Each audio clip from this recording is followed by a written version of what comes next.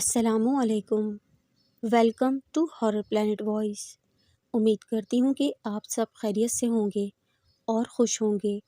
اللہ پاک آپ سب پہ اپنی خصوصی رحمتیں نازل فرمائے، آپ سب کے گھر والوں پر اپنا خاص کرم فرمائے، تمام پریشانیوں کو دور فرمائے اور آپ لوگوں کے روزی رزق میں دن بدن اضافہ اور برکت عطا فرمائے، آمین ثم آمین۔ یہ واقعہ ہمیں لکھ بھیجا ہے کراچی گلبرگ سے نوشین نے۔ وہ کہتی ہیں کہ میری فیملی پنجاب میں رہتی تھی۔ ہم ہر سال سمر ویکیشنز میں کراچی اپنی نانی کی فیملی کے ساتھ اسپینڈ کرنے آتے تھے۔ نانی کا جوائنٹ فیملی سسٹم تھا، یعنی کہ بہت سارے شرارتی بچے، ہلا گلا اور پارٹی ڈے اینڈ نائٹ۔ ہم کزنس ایک دوسرے سے ہارر سٹوریز شیئر کرتے تھے۔ کراچی والے کزنس مجھے کہتے تھے کہ اس گھر میں سایہ ہے، اور سب کی سٹوریز میں ایک بوڑھے انکل، ایک نقاب والی عورت، چھوٹی ہائٹ کا ایک آدمی، ایک لمبے بالوں والی عورت، ان کا ذکر ہوتا تھا۔ نانی کے گھر کے پیچھے ایک سرونٹ کوارٹر اور باتھ روم تھا، اور اسی کے پاس ایک بہت بڑا اور گھنا آم کا درخت تھا جس کی برانچز سرونٹ کوارٹر کے اور باتھ روم کی چھت کے اوپر بھی آتی تھی۔ میرے کزنس کہتے تھے کہ اس آم کے درخت کے اوپر سایہ ہے، جس کی وجہ سے سرونٹ کوارٹر اور باتھ روم پہ بھی سایہ ہے۔ دن میں تو میں وہ روم اور باتھ روم یوز کرتی تھی اور میں نے کبھی کچھ نہیں دیکھا تھا۔ اس گھر میں تو میں بس اسٹوریز ہی سمجھتی تھی یہ سب باتیں۔ خیر، میں نے 9ویں سال میں قدم رکھا تو اچانک میری امی کا انتقال ہو گیا، جس کی وجہ سے ہمیں کچھ دنوں میں ہی کراچی موو کرنا پڑا۔ میرے بابا کو فائبروسس تھا، وہ کافی بیمار رہتے تھے اور ایک طرح سے ڈاکٹرز نے ان کو جواب بھی دے دیا تھا۔ میری امی کی تیمہ داری کی وجہ سے وہ سروائیو کر رہے تھے، لیکن میری امی کی ڈیتھ کے بعد زیادہ عرصہ سروائیو نہ کر سکے اور 2 مہینے کے بعد وہ بھی اس دنیا سے رخصت ہو گئے۔ ان کو دفنانے کی تمام رسومات انجام دینے کے بعد ہم سب گھر آئے تو میرے ماموں، جو امی کے فرسٹ کزن تھے، بابا کا میڈیکل بیڈ ڈسمینٹل کرنے لگے، کیونکہ وہ ہمیں ریٹرن کرنا تھا نیکسٹ ڈے۔ جہاں وہ کھڑے تھے وہاں سے سرونٹ کوارٹر اور باتھ روم صاف نظر آ رہا تھا، اس طرف روشنی کم تھی۔ میں وہاں ماموں کے ساتھ کھڑی بابا کی باتیں کر رہی تھی کہ ایک دم سے باتھ روم کے بند دروازے سے ایک بوڑھا آدمی باہر نکلا اور ہماری طرف بڑھا۔ وہ آدمی آگے نہیں بڑھ رہا تھا بلکہ لمبا ہوئے جا رہا تھا۔ میں اور میرے ماموں شوق میں تھے۔ میرے ماموں نے بیڈ وہیں چھوڑا، مجھے اٹھایا اور اندر بھاگے۔ اندر آ کے وہ بے ہوش ہو گئے۔ آدھے گھنٹے کے بعد تقریباً ان کو ہوش آیا تو ان کو کچھ یاد نہیں تھا، لیکن ان کو بہت تیز بخار ہو گیا تھا۔ تو اس لمحے میں نے ایک پاکستانی ڈرامے کی مظلوم بچی لڑکی کا کیریکٹر نبھایا اور اپنا منہ بند رکھا، یہ سوچ کر کہ کوئی میری بات کا یقین نہیں کرے گا، سب سمجھیں گے کہ میں کہانی بنا رہی ہوں اٹینشن کے لیے۔ اپنے پہلے انسیڈنٹ کی وجہ سے مجھے کافی ڈر لگنے لگ گیا تھا۔ 1 مہینے تک نانی نے اپنے ساتھ سلایا تھا، پھر گرمیاں شروع ہو گئیں تو انہوں نے کہا کہ باقی بچوں کی طرح اب تم بھی لاؤنج میں سویا کرو۔ ہمارا drawing room and living room connected تھا اور کارپیٹڈ۔ گرمیوں میں سب بچے وہیں سوتے تھے۔ رومز میں گھٹن ہوتی تھیں اور ماشاءاللہ کوئی 10-12 بچے تھے، اور نانی کے گھر اس وقت تک اے سی نہیں تھا۔ لاؤنج میں سب کے اپنی اپنی جگہ تھی سونے کی، تو جب میں آئی تو مجھے ذرا الگ جگہ دی گئی دوسری کزن کے ساتھ، جو کہ ونڈو کے پاس تھی۔ You know how kids are territorial sometimes. Cousin دیوار کی طرف سوتی تھی اور میں اس کے برابر میں۔ میری طرف سے ونڈو صاف نظر آتی تھی اور وہ کافی بڑی ونڈو تھی، اس پہ گرل تھی، شیشہ نہیں۔ ونڈو سے ایک پتلا واک وے نظر آتا تھا جو بیک یارڈ اور فرنٹ انٹرنس کو کنیکٹ کرتا تھا۔ میں پیرنٹس کی ڈیتھ کی وجہ سے اپسیٹ رہتی تھی تو نیند نہیں آتی تھی اور مچھر بھی کاٹتے تھے۔ میں حسب معمول جاگ رہی تھی تو میں نے دیکھا کہ اس واک وے کی ایک طرف سے ایک برقع پوش خاتون آ رہی ہیں، پلین بلیک برقع جس سے صرف بڑی بڑی آنکھیں نظر آ رہی تھیں۔ وہ خاتون سامنے دیکھتی ہوئی چل رہی تھیں۔ کھڑکی کے آدھے راستے وہ آ کے رکیں اور انہوں نے اندر کی طرف جھانکا۔ میرا اور ان کا آئی کانٹیکٹ ہوا۔ میرا اوپر کا سانس اوپر اور نیچے کا سانس نیچے ہی ٹھہر گیا۔ مجھے کچھ سمجھ نہ آیا اور اٹھ کے بھاگنے کی ہمت بھی نہ ہوئی، تو میں نے منہ پہ چادر ڈالی اور جتنی دعائیں یاد تھیں وہ سب پڑھ ڈالیں۔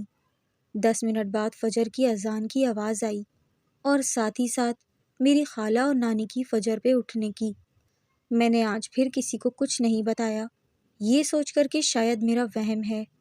دوسری اور پھر تیسری رات وہی ریپیٹ ہوا تو مجھے یقین ہو گیا کہ یہ وہم نہیں ہے۔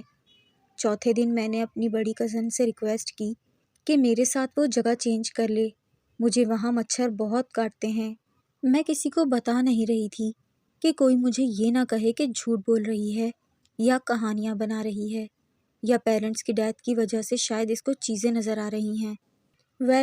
میری کزن راضی ہو گئی اور وہاں سو گئی۔ اگلے دن وہ میرے پاس آئی اور آ کے اس نے مجھ سے کہا کہ تمہیں وہاں برقعے میں عورت نظر آئی تھی نا، تم اسی لیے وہاں سے ہٹی ہو۔ میں نے اس سے پوچھا کہ تمہیں کیسے پتہ لگا، تو اس نے بتایا کہ سیم چیز اس کے ساتھ بھی ہوئی اور فجر سے تھوڑا پہلے ہوئی۔ مجھے کچھ سکون ہوا کہ میری کیفیت کوئی اور بھی سمجھ رہا ہے، اور پھر یہ ساری بات سب کزنز میں کھل گئی۔ میں نے اور میری دوسری کزن نے وہاں سونا چھوڑ دیا، پر میرے اندر اس وقت تک کافی ڈر بیٹھ گیا تھا۔ کچھ دنوں کے بعد میری کزن نے برقع پہنا اور مذاق میں کھڑکی کے پاس جا کے کھڑے ہو کر مجھے آوازیں دینے لگی۔ میں نے اس کی طرف دیکھا اور اسی وقت لائٹ چلی گئی۔ میں شدید ڈر گئی اور بری طرح سے رونے لگی۔ اس سب سچویشن کی وجہ سے گھر کے بڑے بھی آ گئے۔ نانی نے پھر مجھ سے پوچھا کہ کیا ہوا، کیونکہ مجھ سے بولا نہیں جا رہا تھا، تو میری بڑی کزن نے نانی کو وہ ساری باتیں بتائیں۔ نانی نے کزن کی کلاس لینے کے بعد میرے ماموں سے کہا کہ گھر کو بدلو۔ پہلے کی بات اور تھی، پر اب یہ سب بچوں کو بھی نظر آنے لگا ہے۔ میرے بڑے ماموں نے نانی کو بتایا کہ وہ آلریڈی گھر ڈھونڈ رہے تھے کیونکہ فیملیز بڑھ رہی ہیں، پر کچھ نہ کچھ ہوتا ہے اور وہ کام رک جاتا ہے۔ پچھلی سچویشن، میرے ماموں جو بے ہوش ہوئے تھے ان کو سب یاد تھا، وہ بچوں کی وجہ سے نہیں بتا رہے تھے کہ ہوا کیا ایگزیکٹلی۔ بعد میں انہوں نے بڑوں کو بتا دیا تھا، سب بڑوں کو پتا تھا کہ گھر میں جن ہیں، پر یہ ٹاپک ہش ہش تھا کیونکہ وہ تنگ نہیں کرتے تھے، پر میرے انسیڈنٹ کی وجہ سے بات پوری طرح سے کھل گئی تھی۔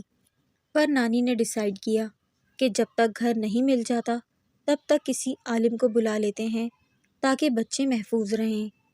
ایک عالم آئے اور انہوں نے آلموسٹ 8-9 گھنٹے ہمارے ہاں اسپینڈ کیا، دعائے درود کیا، اور پھر انہوں نے بتایا کہ ایک جن سے ان کی بات ہوئی ہے اور اس نے کہا ہے کہ وہ نہیں چاہتے ہم گھر چھوڑ کر جائیں۔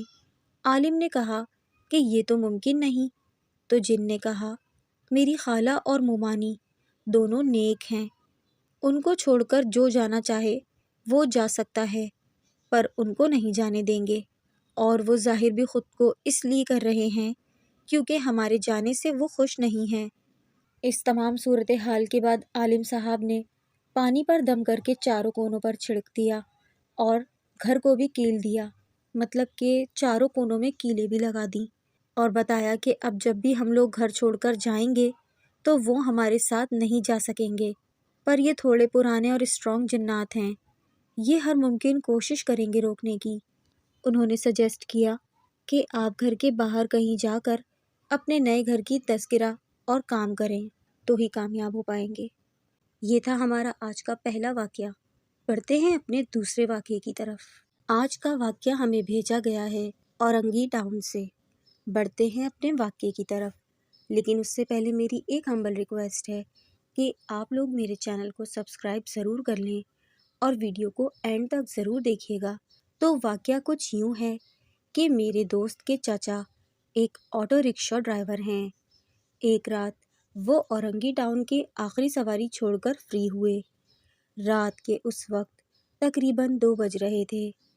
ابھی فری ہونے کے بعد انہوں نے سوچا کہ کوئی ایسی سواری مل جائے جو گھر کے تقریباً قریب ہی ہو تاکہ فیول کے پیسے بچ جائیں۔ تو وہ اسی لیے وہاں کی گلیوں میں گھوم رہے تھے کہ اچانک وہ ایک گلی میں انٹر ہوئے جہاں کافی اندھیرا تھا۔ گلی کے اینڈ میں جا کر انہیں ایک شخص نے ہاتھ سے رکنے کا اشارہ کیا تو وہ رک گئے۔ اس آدمی نے کورنگی جانے کا پوچھا۔ اب یہ راستہ ڈرائیور کے گھر سے کافی دور پڑ رہا تھا، لیکن پھر بھی ڈرائیور نے 3 گنا پیسے رکھ کے بتایا کہ اگر اسے جانا ہوگا تو چل لے گا، ورنہ پھر میں خالی ہی گھر چلا جاؤں گا۔ اتنے زیادہ پیسے بتانے پر بھی اس شخص نے بنا کچھ کہے رکشے میں بیٹھ کے چلنے کا کہا۔ بس پھر کیا تھا، ڈرائیور بھی خوش ہو گیا کہ اس ٹرپ میں پیسے اچھے بچ جائیں گے، اور اس نے رکشہ منزل کی طرف جانے کے لیے نکال لیا۔ سارے راستے ڈرائیور نے اس شخص سے بات کرنا چاہی، لیکن اس شخص نے جواب ہی نہیں دیا۔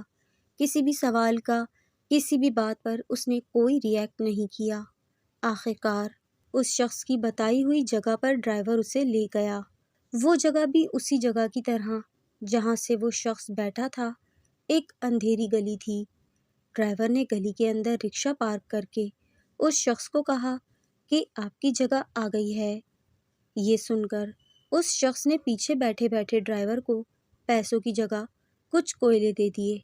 ڈرائیور نے جب کوئلے دیکھے تو مرر میں دیکھ کر اسے یہی بات کہنے لگا کہ یہ کیا دے رہے ہو، لیکن اس وقت سین ہی کچھ ایسا ہوا، مرر میں وہ شخص نہیں دکھ رہا تھا، پچھلی سیٹ پوری خالی پڑی ہوئی تھی۔ یہ دیکھ کر ڈرائیور حیران ہو گیا، اور جب اس نے پیچھے مڑ کے دیکھا تو وہ شخص وہی بیٹھا ہوا تھا۔ بس یہ ماجرا دیکھ کر ڈرائیور کے اوزان خطا ہو گئے اور وہ بالکل چپ ہو گیا۔ وہ شخص چپ چاپ رکشے سے اترا اور اس اندھیری گلی کے اندر چلا گیا، اور دیکھتے ہی دیکھتے آنکھوں سے اوجھل ہو گیا۔ اب ڈرائیور کی کیفیت کافی خوفزدہ تھی۔ اس نے وہ کوئلے وہیں پھینکے اور رکشہ سٹارٹ کر کے جیسے تیسے وہ گھر تک آیا۔ ساری رات وہ صدمے سے تو سو نہ سکا، اور صبح اٹھ کر جب گھر کے بزرگوں کو سارا واقعہ سنایا تو انہوں نے اپنا خدشہ ظاہر کیا کہ ہو سکتا ہے وہ کوئی نیک جن تھا، اور شاید اگر دوست کے چاچا ان کوئلوں کو نہ پھینکتے تو وہ صبح ہیرے بن جاتے۔ لیکن ڈرائیور کی حالت ایسی نہیں تھی کہ اسے کچھ سمجھ آتا، اسی لیے اس وقت اس کے جو سمجھ آیا اس نے وہی کیا۔ انہوں نے اپنی جان کو بچانا غنیمت سمجھا۔